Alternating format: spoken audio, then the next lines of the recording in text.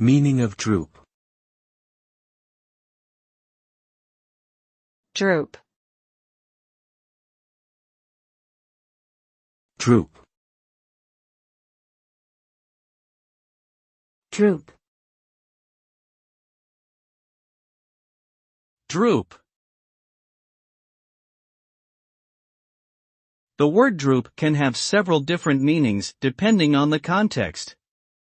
Generally, it refers to something that is sagging or hanging down lower than it should be. For example, plants may droop when they are not receiving enough water, or a person's posture may droop if they are tired or slouching. In electronics, droop can refer to a decrease in voltage or current over time or distance. Overall, droop describes a loss of support or energy resulting in a downward or sagging appearance or behavior.